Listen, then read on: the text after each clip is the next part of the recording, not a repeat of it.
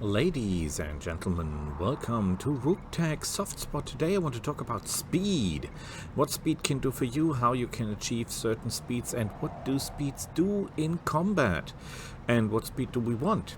Now, as we all can see, the further you move, the more you get a defense bonus. First it's 1 chevron, then it's 2 chevrons, then it's 3 chevrons, and then so on.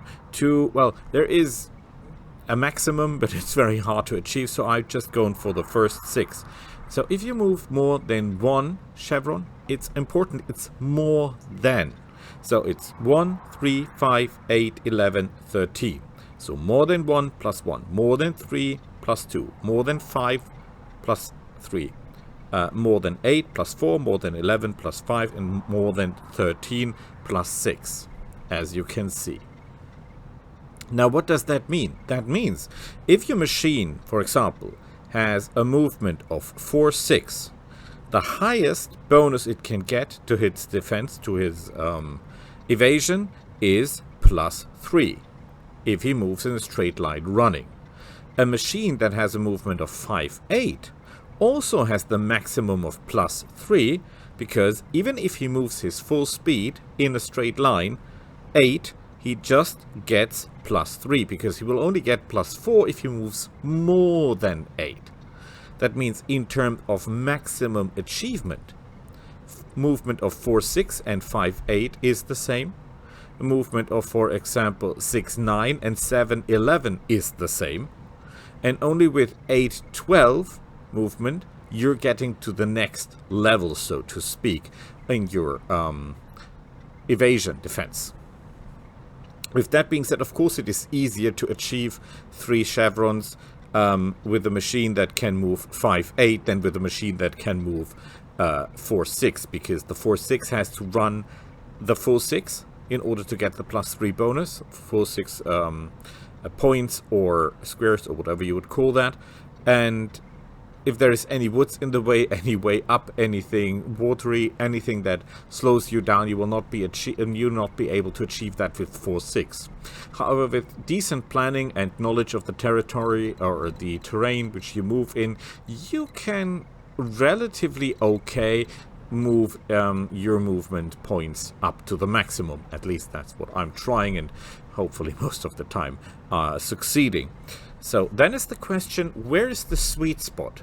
So where is the speed high enough that we get a defensive bonus that is adequate in terms of that what it costs us in tonnage for the engine? Remember, getting a machine walking 812 is relatively hard. It costs a lot of engine power, therefore a lot of tonnage that could be invested in armor, that could be invested in sensors, in weapons, in whatever. So what is worth what? Furthermore, please keep in mind that even though you get defensive chevrons or evasion chevrons, that does not mean you're impossible to hit. For one, artillery hits the ground and not you, so you're getting damaged by that anyway. And certain weapons, certain machines have affinities, quirks, or weapons have some quirks that allows them to ignore or reduce your evasion. With that being said, every point of evasion, every chevron in evasion, results in a difficulty for the enemy to hit you of 2 points, and each point is roughly about 5%. It's complicated, but I will try to give it in the next episode or in the next smooth soft spot a little bit more detailed, but that's about how we can get this far in this video. So what do you think? I say that the best engine cost to movement bonus to evasion is 6-9, because it allows you to get in the 3-4 plus 3 plus 4 evasion category. It keeps you fast enough that you can get around the mech. It doesn't get you so fast that it costs you too much in terms of tonnage. Leaves you enough space for weapons and armor, and it is a speed that can be achieved by machines up to 65 tons realistically, although the sweet spot is at 55 tons for the movement of 6-9. When you look at how much you have to pay for the reactor and how much you're getting out of it. Of course, you can put it into a machine that is 65 tons, but you're paying more than you're getting in tonnage free. in this matter. With that being said, yes, what do you say to my conclusion about speed? Is 6.9 the best speed in terms of economy to achieve, or do you vote for another speed with your machines? Keep in mind that speed also helps you to reach target or leave targets behind. The map is not leavable. There are boundaries. You cannot just run off, because normally you would say, okay, I'm using the old ship principle. I'm fast enough to get away from anything that could beat me, and I'm fast enough to catch everything that I can beat. That doesn't work here, because you cannot run off the map.